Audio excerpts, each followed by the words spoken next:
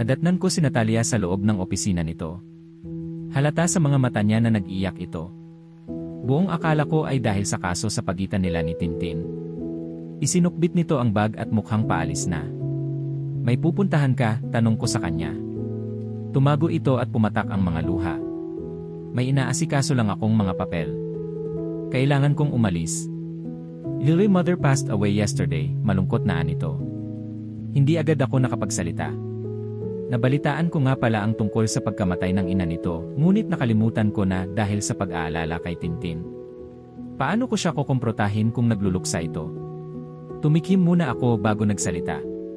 Pasensya ka na kung kailangan kong klaruhin ang nangyari bago ka umalis. Saglit na tumigil si Natalia at seryosong tumingin sa akin. Is it about your girlfriend, Anito? Yes, tugon ko. I already gave a statement and I'm done.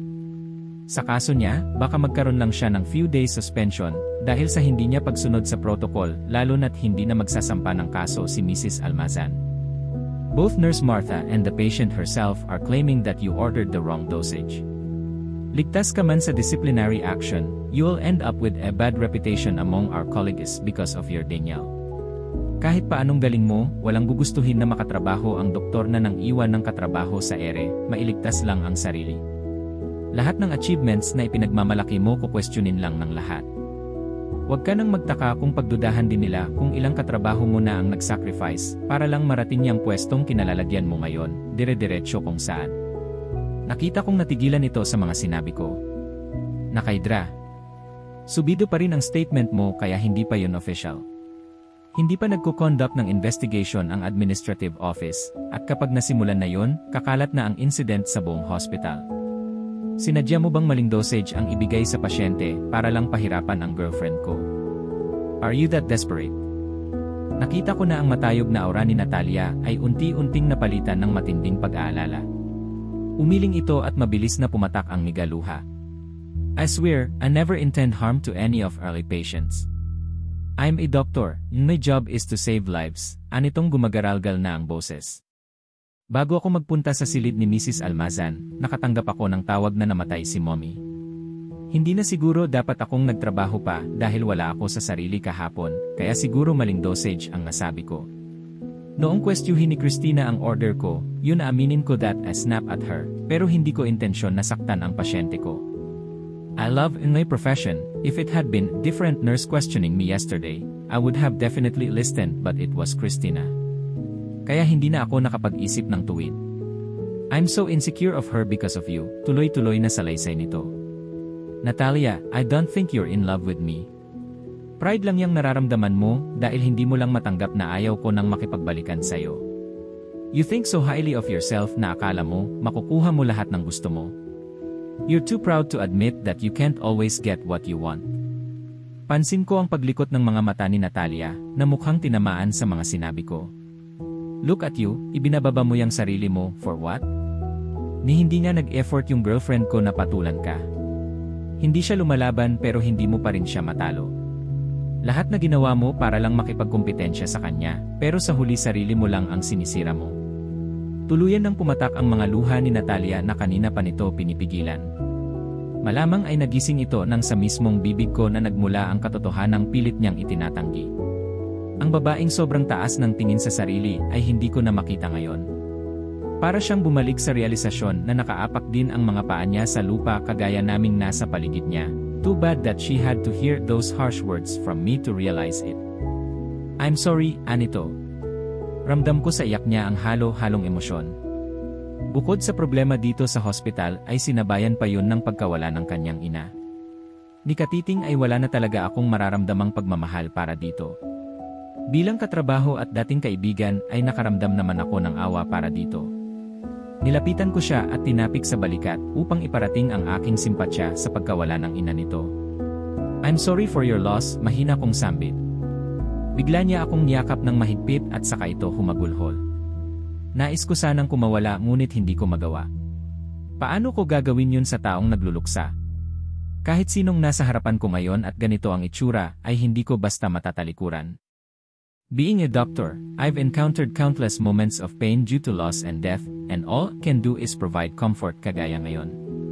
Katulad ng ginagawa ko sa pamilya ng mga pasyenteng umiiyak sa aking harapan, marahan ko rin siyang hinagod sa likod bilang tanda ng aking pakikiramay. It's a reflection of both empathy and professional ethics. Hindi pa nagtatagal ay nakita ko si Tintin na nakatayo sa may pintuan at tumutulo ang mga luha. Kita ko ang sakit na nakarehistro sa kanyang mukha. Mabilis akong kumalas kay Natalia at hindi na ako nakapagpaalam dahil hinabol ko na si Tintin. Nag-aalala akong baka mali na naman ang pagkakaintindi niya sa nakita. Napakabilis ng takbo ni Tintin, malapit ko na sana siyang abutan. Tin, tawag ko sa kanya. Ngunit mabilis itong nakasakay ng taxi.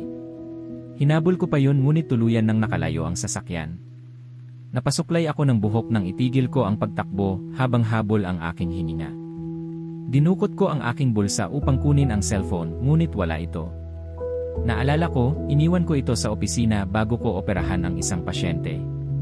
Dali-dali akong nagtungo sa opisina upang kunin ang aking cellphone para tawagan si Tintin. Ngunit mukhang binlock na naman niya ako. Nakita ko rin na napakaraming missed calls na galing sa kanya. Napahilamos ako ng mukha nang mabasa ang mga text messages ni Tintin. Nag-aalala daw siya na baka may masamang mangyari sa pasyente. Siguradong nagdaramdam ito ngayon sa akin. Mabuti na lang at wala na akong pasyente ngayon. Tinakbo ko ang aking sasakyan at halos paliparin yon papunta sa kondo ni Tintin. Pagdating ko doon ay ang kasambahay lang ang naroroon. Naghintay ako sa kondo maghapon ngunit hindi ito dumating. Una ko siyang hinanap kay Mucha ngunit wala itong alam. Nakatanggap ako ng tawag mula kay Dra. Subido, ipinaalam nito na binawi ni Natalia ang unang statement nito.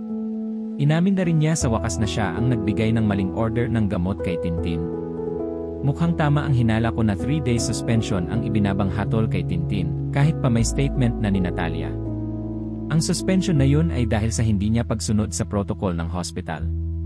Ilang araw din ang suspension na ibinigay nila kay Natalia. Mababa lang ang natanggap ng dalawa dahil hindi naman naging malaking kaso yun. Hindi na rin kasi nagreklamo ang pasyente.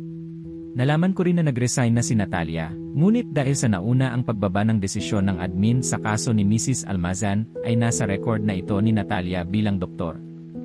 Between Natalia and Tintin, mas malaki ang negative impact nito sa career ng doktora. Maghapon kong hinintay si Tintin sa kondo niya, ngunit hindi ito umuwi. Sa kahihintay ko ay hindi ko na namalayang nakatulog na ako sa sofa dahil sa sobrang pagod. Ilang araw na rin kasi akong wala halos tulog dahil sa trabaho.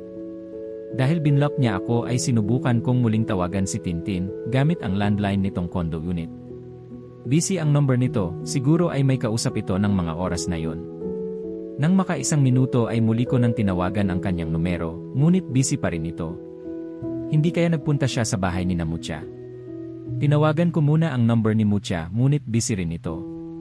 Siguro nag-uusap ngayon ang mag-best friend.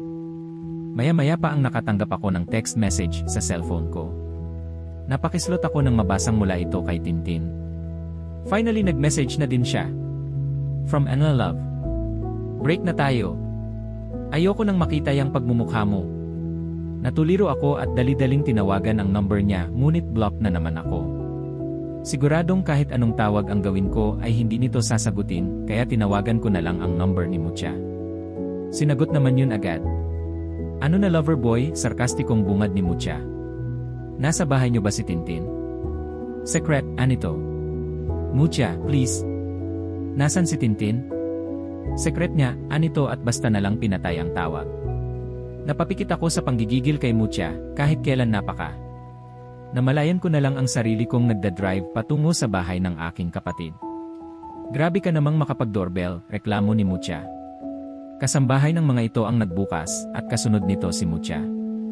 Dumiretso ito sa labas ng pintuan at sinipat-sipat ang pinto. Wawasakin mo ba ang pintuan namin, anito? Ang tagal nilang lumabas kaya pinagsisipa ko ang pintuan nila. Hobby niyo bang magkapatid ang manira ng pinto, patuloy ni Mucha. Nasaan si Tintin? Nandito ba siya? Tanong ko at tuloy-tuloy akong pumasok sa bahay nila. Wala, si Kuya Drake ang sumagot na kabababa lang ng hagdan. Tiningnan ko si Mucha. Sabihin mo lang Mucha kung nasaan si Tintin, naghotel ba siya, gigil kong tanong dito. Sabi kasi ni Tintin, wag kong sabihin sa'yo, kamot nito ang ulo at alinlangang ngumiti. Napatimbagang ako at mariin siyang tinitigan. Namuo ang katahimikan bago ako muling nagsalita. Kahit minsan, hindi ako nanumbat sa lahat ng ginawa ko para sa'yo. Ngayon lang ako hihingi ng pabor mo tiya ngayon lang. Hindi ko napigilan ang pagpiyok ng aking boses. Unti-unti na ring nag-init ang aking mga mata dahil sa pagpipigil ng aking emosyon. Mukha lang akong kalmadong tao pero matinding pag-aalala ang nararamdaman ko ngayon dahil alam kong galit si Tintin sa akin. Napakababa ng loob ng babaeng mahal ko at hindi ito basta nagagalit. Kaya kapag ganitong sumasama ang loob niya ay nag-aalala na ako ng sobra. Nakita ko kung paano unti-unting nag-iba ang ekspresyon ng mukha ni Mucha na napalunok pa. Nasaan si Tintin, ulit ko. Umuwi sa Batangas, mabilis na tugon ni Mucha sa mababang tono. Pagkarinig ko sa sagot nito ay agad akong tumalikod at mabilis na lumabas ng bahay nila upang bumalik sa aking sasakyan. Bago pa man ako nakaalis ay kinatok ni Kuya Dreke ang bintana ng aking sasakyan. Sumunod pala ito nang hindi ko namamalayan dahil wala akong ibang iniisip ngayon kundi ang makita si Tintin. Ibinaba ko ang bintana upang pakinggan ang sasabihin ni Kuya. Sandali, umalis ka kasi agad, may ibibigay pa ko sa'yo, seryosong sabi nito. What is it? Takang tanong ko. Wait here. Mabilis lang to, anito at mabilis nga itong naglakad pabalik sa loob ng bahay nila. Ilang sandali pa ay tumatakbo na ito pabalik sa pwesto ko. Nang makalapit si Kuya Dreke ay may inabot siya sa akin na plastic bag, nagtataka akong tumingin sa kanya. Bahagya siyang tumango. Sinilip ko ang lamang ng bag na pakunot ako ng noo nang makita ang isang bagay sa loob. Dinukot ko ito at inilabas. Napapikit ako ng mariin nang mapagtanto kung ano yon. Pagmulat ko ng mga mata ay kitang-kita ko ang malawak ng ngiti ni Kuya Drake sa akin. Pang-ahit lang naman ang ibinigay nitong magaling kong kapatid. Nakangising nagsalita si Kuya Drake. Kakailanganin mo yan, good luck. Nakaupo na sina Tintin at Andrew ngayon sa harapan ng mag-asawa. Buong akala nila ay hahampasin ni Aling Nympha si Tintin nang makitang hawak nito ang isang kahoy, kaya agad na humarang at yumakap si Andrew kay Tintin. Nais lang palang tumukod ng ginang sa kahoy dahil pakiramdam niya ay mabubuwal siya dahil sa natuklasang may relasyon ang dalawa. Para akong sasamaan ng lasa dahil sa mga pinaggagawa nyo, galit na anito.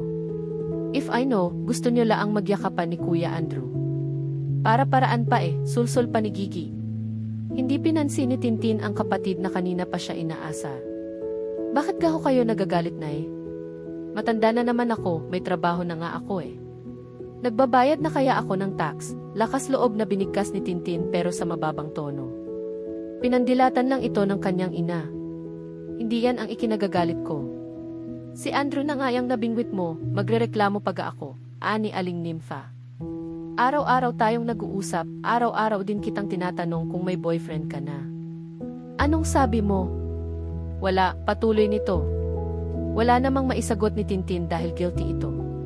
Ikaw naman Andrew, kung hindi pa bigla ang umuwi si Tintin dito, hindi mo pa kami kakausapin, baling ni Aling Nympha kay Andrew. Pasensya na po Aling Nympha, ani Andrew sa mababang tono. Balak naman talaga niyang kausapin ang mga ito, wala nga lang siyang pagkakataon. Hinihintay sana niyang mabakante siya para kausapin ang mga ito. Sumingit sa usapan si Kapitan Carding. Sinabihan na kita Christina, syutain mo ng lahat, wag laang ang lalaking yan, paasahin ka lang yan kagaya ng Viagra niya, anito na masama ang tingin kay Andrew. Hindi mo tuloy maintindihan kung dahil ba kay Tintin kaya siya nagagalit o dahil sa Viagrang pinapangarap niya. Kailan pa kayo naglilihim, may nangyari na ba sa inyo? Nagalaw mo na ba ang anak ko? Sunod-sunod na tanong ni Aling Nympha. Agad naman sumagot si Tintin. Nay, wala pa po. Virgin pa po ako, anito. Tintin, hindi ikaw ang tinatanong ko, hoy lalaki ginalaw mo ga ang anak ko? Mataray na tanong ng ina ni Tintin. Kung virginity po, Tama po si Tintin, virgin pa po ang anak nyo, tugon ni Andrew. Nais mainis ni Tintin kay Andrew, dahil parang gusto pa yata nitong bigyan ng level kung anong klaseng intimacy ang nagawa na nila. Alam niyang hindi ito ang tamang oras para maging honest. Mabuti naman, kung hindi ay baka nagpatong-patong na ang atraso sa akin ng lalaking yan. Hindi mo na nga ibinigay yung ipinangako mong Viagra, dadagdagan mo pa ang kasalanan mo, nakapawayawang nasabi ni Mang Carding. Samantalang si Aling Nympha naman ay tumahimik muna at pinakatitigan ang magkasintahan. Mukhang inaalam kung nagsasabi sila ng totoo. Malaman-laman ko laang na may nangyari na pala sa inyo, ipapakasal ko talaga kayo, banta ni Aling Nympha. Handa ho akong pakasalan si Tintin kahit wala pang nangyayari sa amin, mabilis na tugon ni Andrew. Sumabat naman si Tintin. Wala na po kami, kaya walang kasalang magaganap. Matutulog na po ako, anito. Tumayo ito para magpaalam na aakyat na sa silid. Hinarap muna niya si Andrew. Umuwi ka na, malamig nitong winika at tinalikuran ang lalaki. Timmy! Ani Andrew at akmang lalapitan ang babae, subalit hinarang siya ni Mang Carding. Hep! Hep!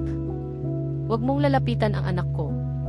Dadaan ka muna sa aming mga unang inatraso mo bago mo mahawakan ang anak ko. Pigil nito kay Andrew. Bigla namang napabalik si Tintin sa pag-aalalang baka kung ano ang gawin ng kanyang ama kay Andrew. Naupo siyang muli sa tapat nito. Tumingin naman si Andrew sa kanya at saka tumayo.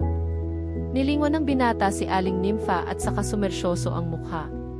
Aling Nympha, Mang Carding, pakakasalan ko ho si Tintin, walang pag-aalinlangang sambit nito. Hindi agad nakapagsalita ang mag-anak dahil sa narinig. Mahal na mahal ko po si Tintin, payagan niyo po akong maikasal sa kanya. Nabigla ang mag-asawa at hindi agad nakapagsalita dahil sa itsura ngayon ni Andrew na napakaseryoso. Pinasadahan ni Aling Nympha ng tingin si Andrew. Hindi siya makapaniwala na ang kagalang-galang na lalaking ito, ubod pa ng gwapo at walang pangit na anggulo ay nakikiusap sa kanila na pakakasalan ang kanyang anak. Halatang mamahalin lahat ng suot nito mula ulo hanggang paa. Malinis din ang pagkakaayos ng buhok nito. Kahit ilang di pa ang layo niya, kay Andrew ay amoy niya ang mamahaling pabango nito. Ang kutis ng binata ay halatang galing sa marangyang pamilya, at kung magsalita ay hindi mo maitatangging matalino at pwede mong iharap kahit kanino. Habang pinapasadaan ni Aling Nympha ng tingin ang binata ay napadako ang tingin niya kay Tintin. Naagaw kasi nito ang pansin niya nang humikab ito. Naabutan pa niya kung gaano kalaki ang bibig ni Tintin habang humihikab. Ang suot nito ngayon ay ang pinaglumaan niyang duster na hiniram ng kanyang anak at butas-butas pa.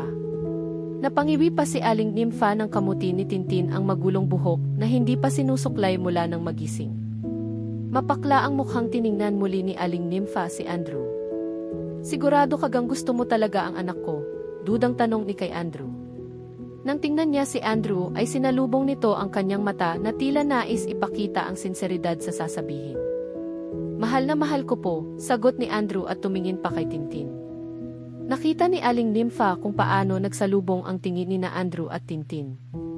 Nais niyang matawa nang si Tintin pa itong may ganang sumimangot at umirap sa binata. Hoy Tintin, umamin ka nga, sigurado kagang hindi mo ginayuma itong si Do. Nanlaki ang mga mata ni Tintin na parang nahuli sa akto. Hindi ito nakapagsalita.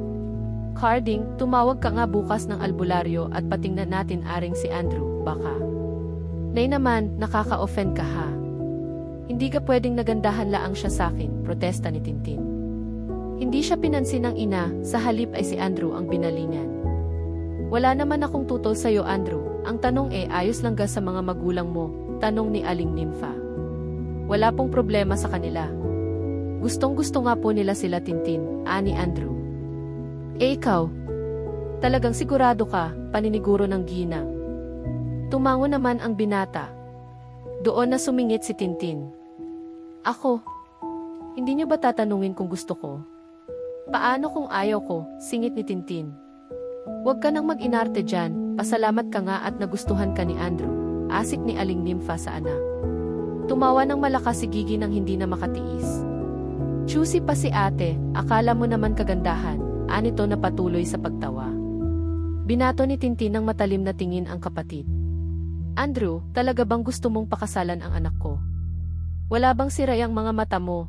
Hirit ni Aling Nympha. Napangiwi naman ang mukha ni Tintin. Tumayo ito pagkuan. Hindi ho ako magpapakasal, anito sa malamig na boses. Hindi ako magpapakasal sa taksil na yan. Yun sana ang gusto niyang sabihin, ngunit hindi naman niya masabi-sabi dahil mas lalo pang hahaba ang usapan.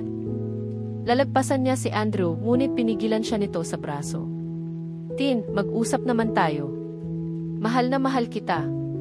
Sige na, pumayag ka ng magpakasal. Payag na nga si Aling Nympha at panunuyo ni Andrew. Umalis ka na, ayaw ko nang makipag-usap sa'yo. Sinalubong ni Tintin ang tingin ang kasintahan. Mahal niya ito pero galit siya dito. Ang ipinagtataka lang niya ay kung bakit nauwi sa kasalan ang usapan. Sa isip niya ay parang ang bilis naman yata. Hindi pa nga niya ito napapatawad tapos yayain na agad siya nitong magpakasal. Parang kahapon lang ay kayakap pa nito si Natalia. Nang muling maalala ni Tintin ang ex nito, ay parang umakyat ang dugo sa ulo niya sa sobrang pagkainis. Ikaw kasi Kuya Andrew, bakit kasi niyayakap mo pa yung ex mo? Ayan tuloy beast mode si ate sayo, sabat ni Gigi. Mas nadagdagan pa lalo ang inis ni Tintin dahil sa sulsol na yun ni Gigi. Nanlaki naman ang mga mata ni Mang Carding dahil sa narinig. Abat pati pala anak ko niloloko at pinapaasa mo, galit na pumagit ng sabi nito. Nang marinig at makita ni Tintin ang reaksyon ng kanyang ama, ay hinarap niya si Andrew. Kakausapin lang kita kapag napapayag mo si Itay. Yun lang at sa kanilayasan ang mga kasama upang bumalik sa silid. Bahala na si Itay sa kanya, anya. Marahang napalingon si Andrew, kay Mang Carding na ngayon ay tutok ang tingin sa kanya. Unti-unti rumehistro ang kaba sa mukha ni Andrew, at bumalik ang alaala kung saan binantaan siya ng ama ni Tintin na kapag bumalik siya dito ay pagsusuotin siya nito ng tiba. Bigla siyang kinabahan dahil nararamdaman na niya ngayon ang realisasyon sa binitiwan nitong banta. Kung alam lang niyang mai-inlove siya sa anak nitong 17 years old pa lang noon, hindi na sana niya pinagtripan ang kapitan. Walang tigil ang paglunok ni Andrew dahil abot hanggang tenga ang ngisi ni Kapitan Carding habang sa kanya mariing nakatingin. Kumusta naman Dok, nag-ahit ka ga? Taysan niyo po ba talaga dinala si Andrew? Nag-aalala kong tanong habang nag-aalmusal kami. Nang magising kasi ako ay hindi ko na makita ito. Nasa labas naman ang sasakyan nito. Ini-unblock ko na ang number niya para i-text ito, ngunit hindi naman nagre-reply. Nakailang tawag na rin ako pero panailang ang ring. Huwag kang mag-alala, nagpapahinga laang yung boyfriend mo kaya wag mong kulitin, relax na sagot ni tatay. Kita kasi niyang panay ang tawag ko sa number ni Andrew. Kaninang madaling araw laang ipinagtatabuyan mo yung tao, tapos ngayon kung makapag-alala ka, talo mo pa ang ina niya, saad ni inay. Baka po kasi kung ano nang ginawa ni Itay sa kanya, nag-aalala kong sambit. Ano naman sa palagay mo ang gagawin ko sa taong yun, maktol ni Itay? Malay ko ho sa inyo. Baka pinagsuot nyo ng tbak, naiiyak kong sagot. Sabay-sabay na bumunghalit ng tawa ang tatlo dahil sa sinabi ko, lalo na si Gigi. Nandun sa likod ng bahay. Pinaakyat ni tatay sa puno ng yog na katbak, tumatawang sabi nito. Bigla ko tuloy na ibuga ang kape na iniinom ko. Nanlaki ang aking mga mata dahil sa sinabi ni Gigi at napatingin ako kay Itay na tawa ng tawa ngayon. Mabilis akong tumayo at tumakbo sa likod ng bahay. Kinakabahan akong nagtatakbo sa nyugan at hinanap si Andrew. Andrew! Bumaba ka na dyan. Panay ang sigaw ko habang hinahanap siya, ngunit napakatahimik at parang wala namang tao doon. Bumalik ako sa loob ng bahay at nakita kong nagtatawanan pa rin ang tatlo. Naniwala naman si ate, humahagalpak na sabi ni Gigi nang makita ako. Nagpapapaniwala ka dyan sa kapatid mo, alam mo namang baliw yan, natatawang sabi ni inay. Padbog akong bumalik sa upuan. Naiiyak na talaga ako sa sobrang pagkapikon at sobrang pag-aalala. Hindi ko na tuloy mapigilang maiyak. Humanda talaga kayo sa akin kapag may ginawa kayong masama kay Andrew. Umiiyak kong sabi habang pinupunasan ang mga mata ko. Tinawanan lang ako lalo ng mga kasama ko. Alam kasi nilang mababa ang luha ko kaya ako palagi ang pinagtitripan ng mga ito. Pagod na pagod pa naman yun sa trabaho, tapos baka kung ano-ano nang ipinapagawa niyo sa kanya. Patuloy ako sa pagpahid ng aking mata. Huwag ka ngang mag-alala. Nagpapahinga laang yan boyfriend mo ngayon. Diga sabi mo sobrang pagod sa trabaho kaya pinag-beauty rest ko muna, nakangiting sabi ni Itay. Ngiti pa lang ni Itay ay parang ang hirap ng pagkatiwalaan. Pexman, anito pa at nag-cross ng daliri sa tapat ng kanyang dibdib. Hindi ako naniniwalang wala siyang gagawin kay Andrew, ganun na rin ang mga kabarangay kong lalaki. 5 taon din nilang hinintay ang pagkakataon ito, imposibleng palagpasin nila ang pagkakataong makaganti kay Andrew. Ito naman kasing si Andrew, sinasadya pa talaga na asarin ang aking ama, dahil kung tutuusin ay madali lang para dito na magbigay at magpadala sa barangay namin ng taong pwedeng magreseta ng Viagra kung gugustuhin niya. Ngunit mas pinili talaga ni Andrew na wag yun gawin dahil enjoy na enjoy itong panoorin ang itsura ni Itay. Dahil sa tuwing magkikita sila kapag dumadalaw kami kina Mucha ay sambakol ang pagmumukha ni Itay at irap na irap sa kanya. Nga't masama ang loob ko kay Andrew, mahal ko pa rin siya, kaya hindi talaga mawala ang pag-aalala ko para dito. Alam na alam ko kung paano magbiro ang mga kalalakihan dito sa amin, may pagka-harsh. Siguraduhin niyo lang na hindi niyo gagawin sa kanya yung ginawa niyo noon kay Drake, saad ko. Tumawa naman si Itay ng ubod ng lakas. Aba si Mucha naman ang may pakana nung kay Drake. Ibahin mo ako kay Mucha, iba style ko sa kanya, malawak ang ngiti ni Itay kaya mas lalo ako nang hihinala. Mas kabugera si tatay. Bungisngis ni Gigi na mas lalong ikinasimangot ko. Binato ko ng matalim na tingin si Gigi. Balang araw, pag nag-uwi ka ng boyfriend dito sa bahay, sisiguraduhin kong hinding-hindi niya makakalimutan ang barangay natin, banta ko rito at saka sila tinalikuran. Kailangan ko talagang makita si Andrew bago pa may gawing kalokohan si Itay sa kanya. Tumayo ako at lumabas ng bahay. Siguradong marami nang nakatambay ngayon sa terrace, magtatanong-tanong na lang ako sa kanila, tutal marami namang marites sa mga ito. Sa aking pagkadismaya ay mga tanod lang at mga konsehal ang naririto ngayon. Bakit wala po mga tambay at mga marits dito ngayon? Taka kong tanong kay Mang Kanor, isa sa mga tanod na umagang-umaga ay hinahaplos ang kanyang manok na panabo. Nasa bayan na, Sinukmani Festival Dinala nila yung sinukmani na ambag ng barangay natin sa festival. Nakita niyo po ba si Doc Andrew? Tanong ko rito. Nagre-ready sa... Wala, namamahinga, putol limang ador, barangay konsehal. Ano bang namamahinga? Si tatay kasi yun din ang sabi kanina. Huwag kang mag-alala Tintin, alagang-alaga namin si Doc Viagra. Pamper na pamper, nakangiting sambit ni Mang Ador. Laglag ang aking balikat dahil mukhang wala talaga silang balak na sabihin sa akin kung nasaan si Andrew. Papasok na sana ko ng bahay nang makita kong may malaki at magarang sasakyan na pumarada sa tapat ng bahay namin. Sasakyan ito ni Mucha. Anong ginagawa nila rito? Isa-isa silang nagsibabaan. Nakita ko agad si Drake na bumaba ng sasakyan at pinagbuksan ang mga nasa likod. Kasama nila ni Mucha ang mga cute na anak nila. Nay, sina Mucha po andito, malakas kong sigaw. Mabilis na nagsitakbuhan palabas sina Inay at Itay. Si Gigi naman ay tumitili at dire-diretsong tumakbo palapit sa mga bata at agad na binuhat si Isabela ang anak na babae ni Mucha, saka inakay ang panganay na si Luque. Sumama naman agad ang mga bata sa kanya dahil gustong-gusto siya ng mga ito. Isa-isang pinag-bless ang mga bata kina Inay at Itay na pinupog naman nila ng halik. Ang cute naman kasi ng mga ito, ang lulusog at ang gaganda ng kutis. Tulog naman ang bunsong si Kyle na buhat-buhat ni Drake. Anong ginagawa niyo rito? Tanong ko agad kay Mucha. Pinapunta kami ni Andrew. 9:00 pa lang ng umaga tumatawag na. Bakit? Bakit hindi mo alam ikaw itong girlfriend? Ano yun, siya lang ang attend ng pamamanhikan? Ano? Sabi niya mamanhikan daw siya. Bukas darating sina mommy at daddy para mamanhikan. May dinala lang kasi si Drake kaya nauna kami. Anong pamamanhikan ang sinasabi niyo? Naguguluhang tanong ko dito. Lumingon ako kay Itay. Mukhang hindi naman ito nagulat. Pumayag kayong magpakasal kami, tanong ko. Di ka sure, ani Itay. Bakit sabi ni Mucha?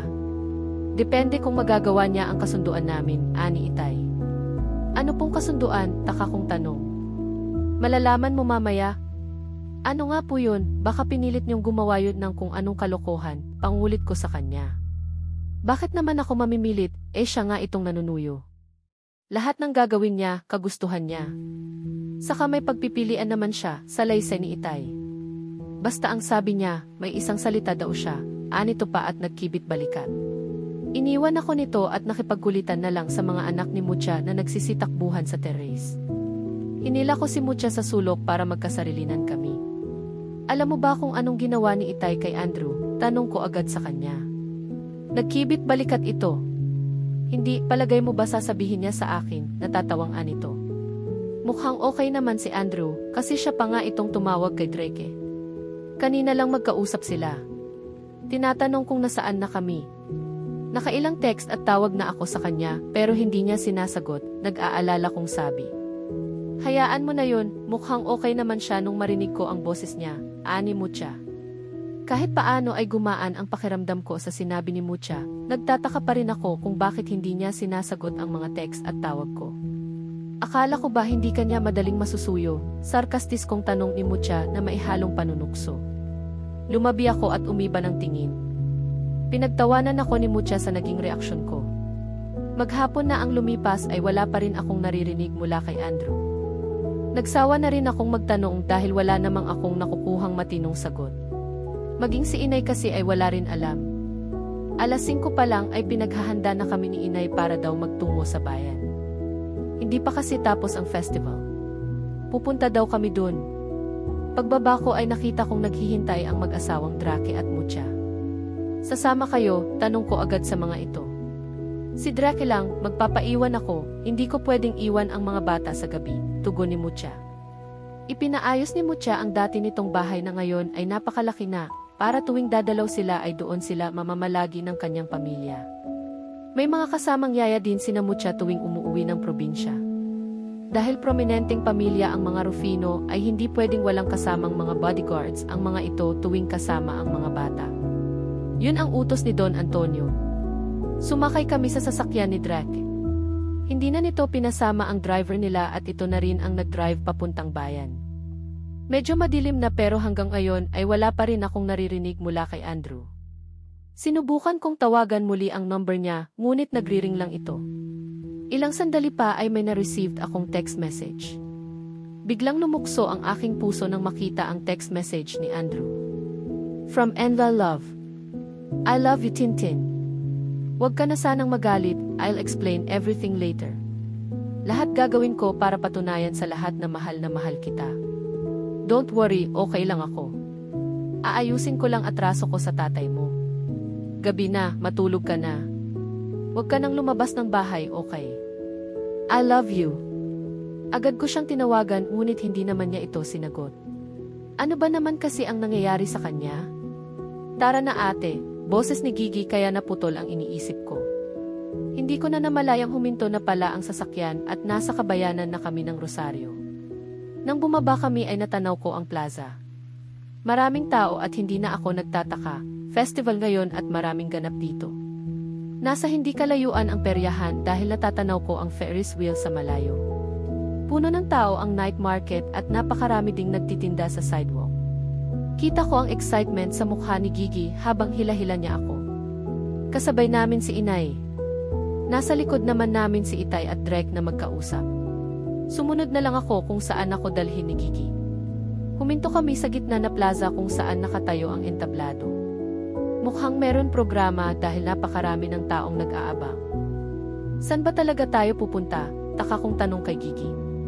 Di ba gusto mong makita si Kuya Andrew? Kunot noo kong tugon. Andito siya, excited na saad ni Gigi. Nandito siya. Kung ganun, bakit pinapatulog na niya ako at ayaw niya akong palabasin ng bahay? Bakit hindi na lang niya ako isinama? Mamaya lalabas na rin siya, kasali kasi siya dyan. Siya ang representative ng barangay natin, ani Gigi sabay turo sa entablado. Kunot noo kong tinapunan ng tingin ang stage na puno na dekorasyon. Nanlaki ang aking mga mata nang mabasa ang malalaking letra na nakapaskil sa stage. Miss Eva Rosario, Batangas. Nang umakyat na si Tintin sa silid nito kagabi ay isinama naman ni Mang Carding si Andrew sa bahay ni Mucha at Drake upang doon patulugin. Sinabing babalikan siya nito kinabukasan. Alas 8 pa lang ng umaga ay gising na si Andrew. Nakaligo at nakapagbihis na rin siya. Nagulat pa siya nang makita si Mang Carding sa salas na nagkakape. Magandang umaga po, magalang niyang bati dito. Binati naman siya ng kapitan. Tumayo ito at naglakad papuntang kusina. Sinundan ito ni Andrew. Pagpasok ni Andrew ay may mga pagkain na sa lamesa. Mag-almusal ka na, anang kapitan na nakaupo na sa may dining table habang patuloy ang pag-inom ng kape. Lihim namang napaisip si Andrew. Pakiramdam niya ay para siyang bibitayin. Bubusugin muna bago tikokin. Ganun pa man ay nagpasalamat pa rin siya dito at nagsimula na ring sumandok ng kakainin. Kain po tayo, alok niya kay Mang Carding. Tumanggi naman ang matanda. Tinikman ni Andrew ang kape at nasarapan siya. Tamang-tama lang ang pagkakatimpla. Hindi ako kagaya mong walang isang salita. Kapag sinabi kong magtitbak ka. Biglang naibuga ni Andrew ang iniinom na kape dahil sa pabigla-biglang pagsasalita ng kaharap. Agad niyang hinagilap ang table napkin at pinunasan ang bibig. Alam kong anak mayaman ka, pero marunong kagang umakyat sa puno ng niyog, tanong ni Cap. Tumango agad si Andrew kahit bahagya pang nauubo dahil hindi pa rin siya nakakabawi sa pagkakasamin. Marunong ho, sagot ni Andrew. Hindi siya nagsisinungaling dahil inaakyat naman talaga nila ng kanyang kapatid na si Drake ang mga puno sa kanilang farm kapag umuuwi sila sa Laguna. Mabuti, sige ipanguha mo ako ng buko. Paborito yun ni Tintin, ani Mang Carding. Sige ho, walang alinlangang sagot ni Andrew. Para kay Tintin, kahit ilang buko pa, kaya mas lalo siyang ginanahang sumubo. Nang nakatbak, muli ay naibuga naman ni Andrew ang laman ng bibig dahil sa narinig. Narinig niya ang malakas na pagtawa ni Mang Carding. Sabi ko naman sa'yo, may isang salita ako. Kapag nasabi ko na, hindi ko nababawin pa. Hindi kagaya ng Viagra mo, paasa, anito matapos tumawa ng tumawa. Pero may kausap na ho akong doktor na pupunta dito bukas para magreseta ng libreng Viagra, ani Andrew habang pinupunasan pa rin ang bibig. Hay kahit pa. Ang nasabi na. Napahilot na lang sa batok si Andrew. Hindi maintindihan kung ano ba itong sitwasyong pinasok niya. Kapag po ba nagawa ko yan, payag na kayong maging kami ni Tintin, tanong ni Andrew. Bukod sa pagiging doktor ay businessman di siya, kaya hindi pwedeng hindi siya papayag na walang mapapala kung sakaling pumayag siya sa kahihiyang sasapitin. Sumilay ang ngiti sa mga labi ni Mang Carding nang makitang palaban ang lalaking kaharap at parang minamani lang ng batang doktor ang hamon niya. Kapag nagawa mo, payag na akong maging kayo ng anak ko, nakangiting anang matanda. Lumuwang naman ang mga ngiti ni Andrew at mas ginanahan pang kumain. Kung gusto mo kahit nga pakasalan mo pa, anang kapitan. Naging marahan ang pagmuya ni Andrew dahil sa narinig at tumingin sa kaharap. Tinintingnan kung seryoso ito sa sinabi. Hindi mo na rin kailangang mag-back at umakyat sa puno ng niyog, nangingiting ani Mang Carding dahil kita niya ang kasabikan sa mukha ni Andrew. Sa isang kondisyon ni, patuloy ng matanda at sinalubong ng tingin ang doktor. Sa puntong yun ay huminto sa pagmuya si Andrew. Kahit anong hamon ay kakayanin niya makatuluyan lang si Tintin. Ngayon pa ba siya susuko, mukhang papayag na ang ama nito. Sumali ka mamayang gabi sa Miss Guy. Muli ay naibuga na naman ni Andrew ang laman ng kanyang bibig.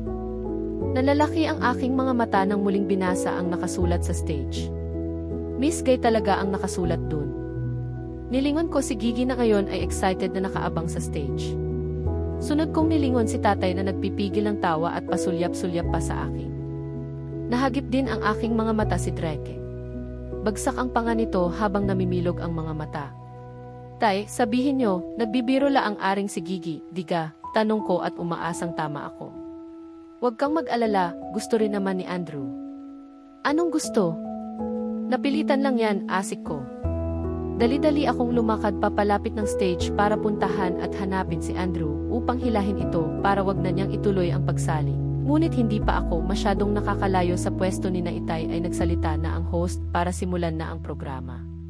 Napahinto na lang ako sa aking pwesto nang magsimulang tawagin at magpakilala na ang mga kalahok. Sa likod ng aking isipan ay umaasa akong hindi lalabas sa entablado si Andrew. Malalaki ang talsik ng balakang ng mga baklang unang tinawag habang suot ang kanilang pambabaeng casual dress. Mapang-akit ang kanilang mga kilos na parang mga totoong babae. Abot langit ang aking kaba habang hinihintay na tawagin ang barangay star. Maria. Nang tinawag na nga ang barangay namin, halos hindi ako makahinga habang naghihiyawan naman ang mga tao.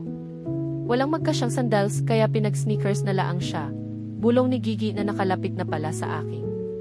Kasama rin ito si Inay na lumapit sa pwesto ko. Bakit siya sumali dyan, takang tanong ko. Pinapili kasi siya ni Itay. Aakyat sa niyog na nakatbak at hahayaan na kayong mag-usap sasali siya dyan at bukas din ay pwede na silang mamanhikan para pag-usapan ang inyong kasal. Ano, hindi ako makapaniwala sa narinig. Pwede naman niyang piliin ang umakyat sa puno ng niyog. Tutal sa kasalan din naman ang punta noon balang araw, kaso mukhang hindi na makapaghintay si Kuya Andrew na makasal sa'yo. Malawak ang ngiti ni Gigi habang nagkukwento. Tumigil ito sa pagsasalita nang lumabas ang kandidata ng aming barangay. Natutup ko ang aking bibig ng isang matangkad na nilalang ang lumabas na may mahaba at kulot na buhok. Naka-spaghetti strap at miniskirt ito. Ang lalaki ng mga muscles at walang kalambot-lambot ang katawan. Naka-wig at makapal ang makeup. Good evening ladies and gentlemen, Ginty name is Dorothy Ramos ang hiyas ng barangayista. Maria. Naniniwala po ako sa kasabihang, hindi man ako kasing kinang ng bituin, pero shine bright like diamond pa rin. Si Donatello yon, kaklase at kababata ko. Napahawak ako sa dibdib at nakahinga ako nang maluwag nang makitang hindi si Andrew ang nasa entablado. Nilingon ko ang pwesto ni Naitay at kitang-kita ko na pinagtatawanan ako ng mga ito dahil sa reaksyon ko. Napapikit ako at matalim silang tinapunan ng tingin. Naisahan na naman nila ako.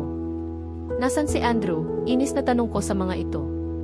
Bago pa man sila makasagot ay narinig kong binanggit ng host ang pangalan ni Andrew bilang isa sa mga judges. Ayan kasi napapala mo sa pagsisinungaling nyo. Padeni-deni ka pa na hindi kayo.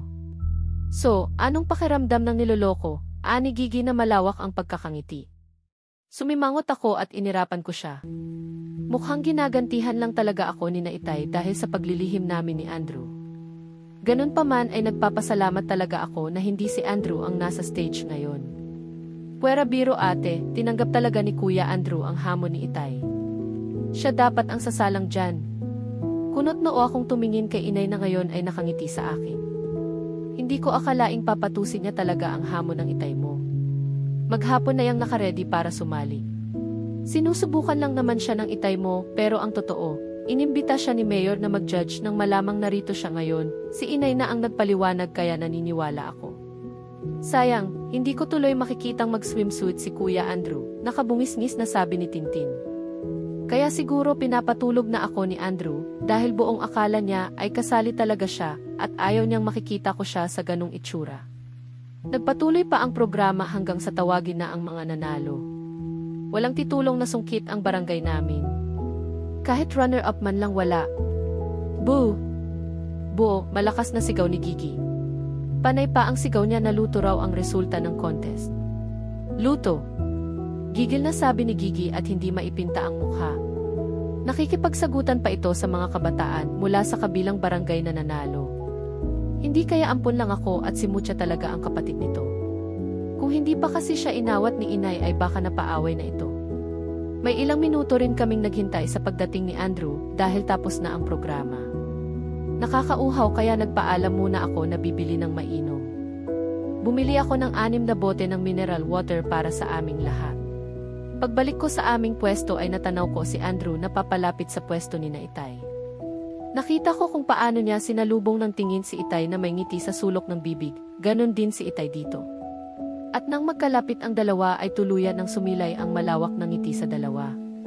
Inilahad ni Andrew ang kamay kay Itay, walang patumpik-tumpik na tinanggap yun ng aking ama at nagkamay pa ang mga ito, animoy may naisarang dial para sa isang malaking proyekto. Tinapik ni Itay ang likod ni Andrew pagkwai lumayo sa isa't isa. Muntik ka na dun ano? Sana pala sumali ka na lang at baka nanalo pa ang barangay namin, saad ni Itay sa kanya. Nagtawan ang mga ito. Namiyawang si Andrew at iling-iling habang tumatawa. Sa pag-iling nito ay napagawi ang kanyang tingin sa aking direksyon. Tin, gulat na anito. Tara na, uwi na tayo. May paghahandaan pa tayo para bukas, yaya ni Itay. Nauna na itong naglakad kasunod ay si Drake. Nakapulupot naman si Gigi kay inay habang naglalakad patungo sa sasakyan. Naiwan kami sa likod ni Andrew. Hanggang ngayon ay nakatingin lang kami ni Andrew sa isa't isa. Hindi ko alam pero parang bigla na lang natunaw lahat ng sama ng loob sa aking dibdib.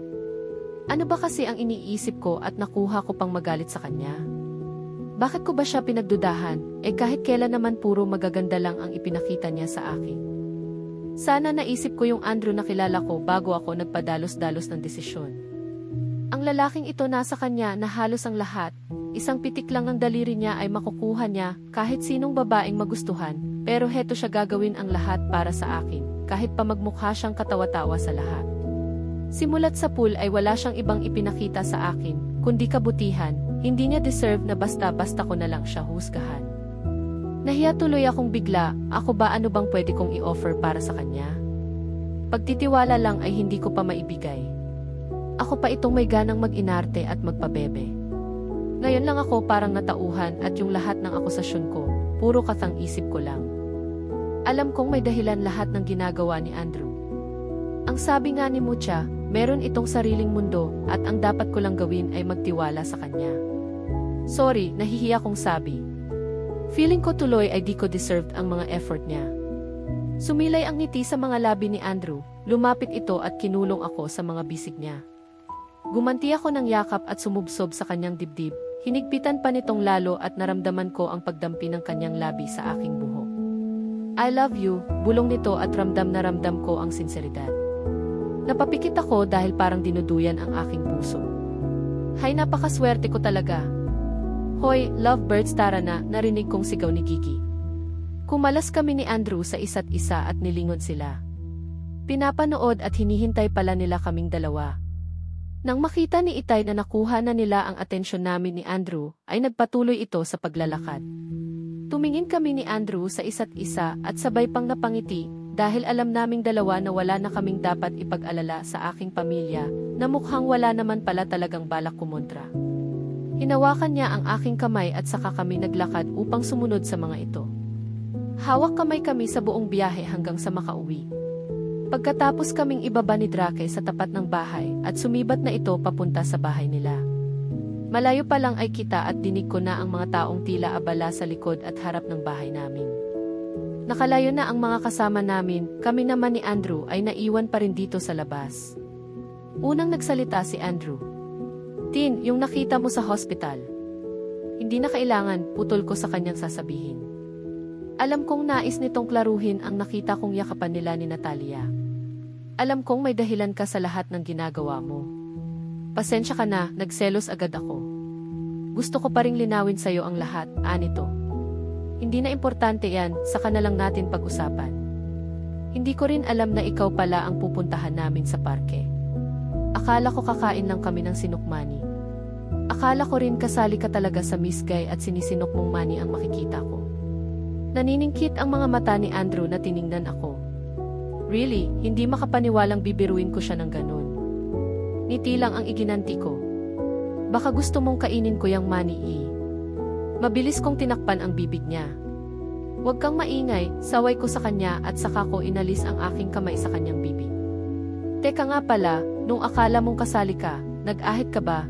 Hindi ko mapigilang matawa sa aking itinanong. Akala ko ay mapipikon si Andrew, ngunit pilyo itong ngumiti. That's for you to find out, anito. Naagaw ang atensyon namin sa pagtawag ni Inay. Pumasok na kayong dalawa dito, malakas na sabi ni Inay. Automatiko akong lumakad palapit sa bahay. I'm not kidding, kakainin ko talaga yan, narinig kong sinabi ni Andrew. Nilingon ko siya at nakita ko ang pilyong ngiti niya. Ginantihan ko rin siya ng mas pilyang ngiti. Ang yabang, lagi ka namang butata. Nanlaki ang mga mata ni Andrew. Nanlaki at namilog rin ang mga mata ko nang ma-realized ang aking sinabi. Bigla akong nabalisa at mabilis na tumakbo papasok sa loob ng bahay. Nadaanan ko ang mga tao waring naghahanda ng lulutin para sa isang malaking salu-salo. Dire-diretso ako sa kusina, maya-maya pa ay pumasok na rin sa kusina si Andrew. Makahulugan ang tingin nito sa akin na mukhang hindi pa siya tapos sa huling usapan namin. Ako ang unang nagbawi ng tingin at itinuloy ang pagkain ng sinukmani. Kape, alok ni Itay kay Andrew nang sumunod ito sa kusina. Sige po, sagot ni Andrew. Nilingon ako ni Itay. O Tintin, ikuha mo nga ng kape ering boyfriend mo, utos nito. Tumayo agad ako upang sumunod. Baka hindi ka makatulog, Andrew, hindi ka yata sanay magkape sa gabi. Dito naman sa Batangas parang tubig na namin ang kape. Hindi kami nakakatulog kapag hindi kami nakakainom. Sanay na ho ako, laging puyatan ang trabaho namin, tugon ni Andrew. Nakaupo na ito sa tabi ng silya ko at saka ko inilapag ng kape sa tapat niya. Kape mo, wika ko. Tintin, masanay ka ng pinagsisilbihan niyang si Andrew, mamamanhi ka na bukas ang pamilya niya, Ibig sabihin, malapit na kayong maging mag-asawa, kaya pag-aralan mo ng inaasikaso yung nobyo mo, hindi yung mukha mo lang ang binubusog mo. Saad ni Itay. Nalulun ko tuloy ang sinukmani na kanina ko pang inunguya.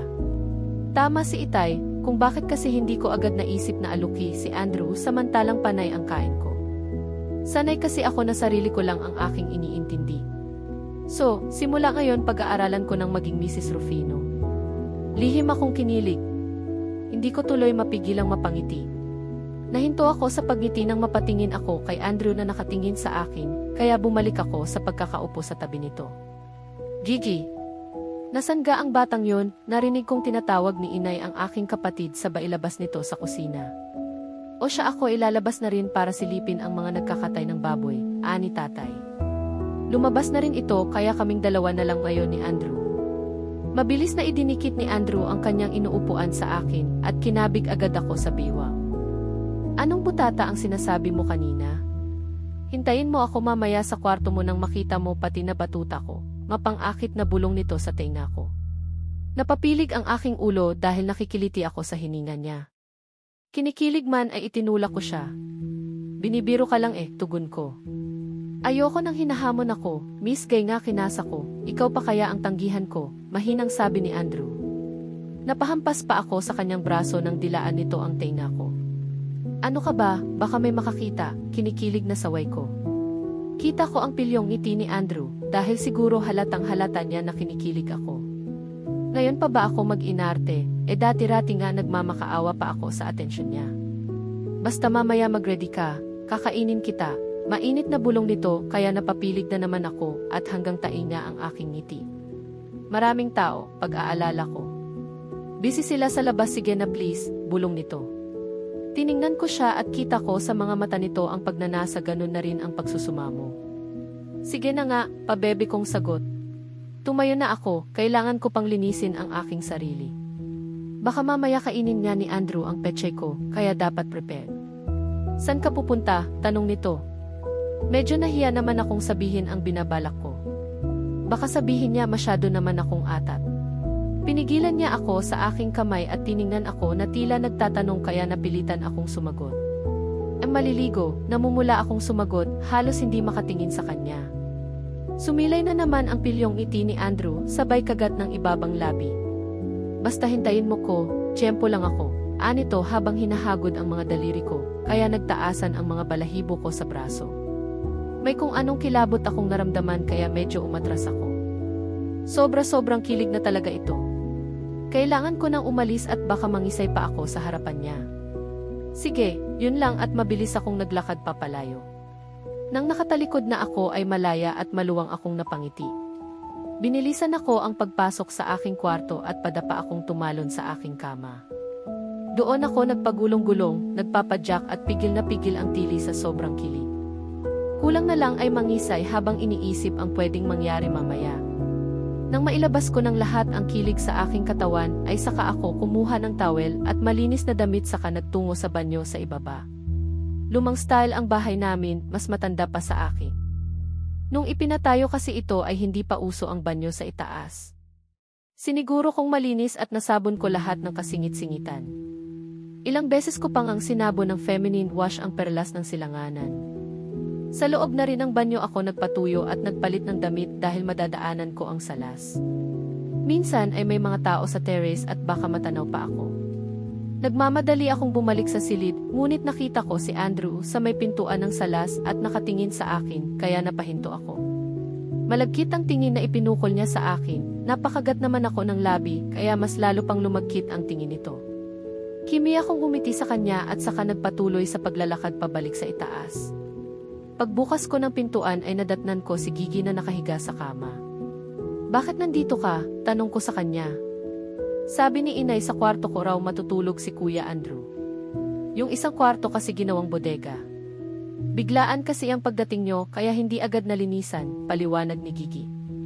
Bigla tuloy akong nadismaya sa narinig. Kainis. Ay butata na naman kaming dalawa ngayon ni Andrew. Pinatay ko ang ilaw at walang gana akong nahiga sa tabi ni Gigi. Mahigit 10 minuto na akong nakahiga ay hindi pa rin ako dalawin ng antok. Kanina pa ako pabaling-baling dahil naiisip ko si Andrew na naghihintay sa baba.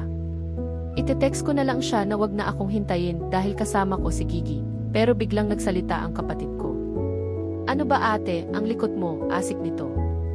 Hindi ko siya sinagot dahil naiinis ako. Bigla na lang tumayo si Gigi at binuksan ang ilaw. Alam ko na yung style mo, hinihintay mo siguro si Kuya Andrew na gapangin kanya walang prenong sabi nito. Napabago na ko para pandilatan siya. Hindi no, mariing tanggi ko. 2,000, anito na nakalahad ang palad. Ha, gulat na tanong ko. Sabi ko 2,000, lalabas na lang ako at makikipagpalit kay Kuya Andrew, baliwala nitong sagot. Hindi ko alam pero hindi ako nakaramdam ng inis sa pangungutong ni Gigi ngayon. Dali-dali kong kinuha ang wallet ko at dumukot ng 3 tig-1,000. Buhay na buhay ang loob kong iniabot yun kay Gigi. Ayan, 3,000 basta itikom mo yung bibig mo ha, mariing bilin ko dito. Tinanggap ni Gigi ang pera at abot tenga ang ngiti saka walang sabi-sabing lumabas. Maya-maya pa ay may pumasok sa pintuan at buong akala ko ay si Andrew na yun, ngunit si Gigi ulit. O ayan, anito at may inihagis sa kama. Kunot ang noo akong napatingin sa inihagis nito. Linger yan, gamitin mo. Nakakahiya yung suot mo mukha kang reindeer dyan sa pantulog mo, anito. Suot ko kasi ngayon ang pajamang binili ko last year. Reindeer kasi ang design nito dahil ito ang isinuot ko noong nakaraang Pasko. Saan mo kinuha to? Taka kong tanong nang makita ko kung gaano ka-revealing ang lingerie na ibinigay niya sa akin. Kay inay yan, may balak pa yatang sundan ako, hindi pa niya nagagamit, ani Gigi. Wagas na wagas ang pagkakangiti nito. Umasim naman bigla ang aking mukha. Kay inay. Kaya naman pala mabaliw-baliw si Itay sa Viagra, hindi makapaniwalang sambit ko habang natatawa. Sige na. Bae, ani Gigi at tuluyan nang ang umalis at hindi na bumalik. Nagmamadali kong isinuot ang lingerie pagkaalis ni Gigi. Pinatay ko ang ilaw at saka humiga. Mga 5 minuto rin akong naghihintay nang may pumasok sa kwarto. Tin, boses ni Andrew. Bigla tuloy napakislot si Kifay. Andrew D. Sagot ko at mabilis akong tumayo. Kitang-kita ko ang bulto niya kahit patay ang ilaw dahil sa liwanag ng buwan na tumatago sa bintana. Patayin mo, reklamo ko nang buksan ni Andrew ang ilaw. Huli na para maitago, ngunit nakita na niya ang aking suot. Rumehistro ang pagnanasa sa mga mata ni Andrew na humahagod sa kabuuan ko. Nilapitan niya ako at agad na siniil sa labi. Napakatamis nun at napapikit na lang ako. Kumalas siya sa akin at bumulong. Kapag ganyan ang suot mo, wala dapat nito, anito at ang tinutukoy ay ang aking bra. Mukhang eksperto si Andrew sa mga ganitong bagay dahil napakabilis niyang nahubad ang aking bra. Hinubad din niya ang aking suot na lingerie at wala nang natirang saplot sa akin. Pinasadahan niya ang aking kahubaran. Mabilis din niyang dinakot ang aking magkabilang dibdib at hinimas-himas yun habang pinakakatitigan niya, waring isinasaulo ang bawat anggulo. Umatras bahagya si Andrew at nagsimula ng maghubad habang nakatayo. Para akong itinusok sa aking pwesto nang makita ang kanyang ginagawa. Nakatitig siya sa aking katawan habang isa-isang inaalis ang kanyang kasuotan. Ibang-iba ang Andrew nakikita ko ngayon. Hindi ko na mabanaag ang maamong niyang mukha. Para itong may sariling mundo at tanging pagnanasa lang ang nakarehistro sa kanyang mukha tila isang mabangis na lobo na handa ng umatake. Napanganga ako nang hubarin nito ang kanyang huling saplot. Naghahabulan ang aking hininga nang tumambad sa aking harapan ang naghumindig nitong pagkalalaki. Tayong-tayo ito at nakaturo sa akin. Sabay kaming napalingon sa direksyong ng pintuan nang makita naming umiikot ang seradura. Mukhang butata na naman kami ngayon gabi. Ngunit eksperto na kaming dalawa sa ganitong sitwasyon. Ilang ulit ba naman kaming napurnada kapag ginagawa ito? Mabilis na lumapit sa akin si Andrew at hinila ang kumot para ipulupot sa katawan naming dalawa. Mukhang hindi na naman tayo matutuloy, bulong niya sa akin. Napayakap na lang ako sa kanya sa loob ng kumot. Napapikit ako ng mariin nang tumusok ang napakatigas na sandata nito sa aking tiyan. Yun ang posisyon namin ni Andrew na inabutan ng mga taong niluwal ng pintuan, sina Inay at Itay. Diyos ko po, malakas na wika ni Inay na sapo ang bibig. Tumitig si Itay kay Andrew. Tawagan mo ang mga magulang mo. Sabihin mo, wala nang pamamanhikang magaganap, seryosong winika ni Itay. Tay, Mang Carding. Sabay naming nasambit ni Andrew. Sandaling napuno ng katahimikan. Ilang saglit pa ay tumalikod na si Itay. Akala ko ay hahakbang ito palayo, ngunit muli niya kaming hinarap. Bukas na bukas din ay magpapakasal kayo.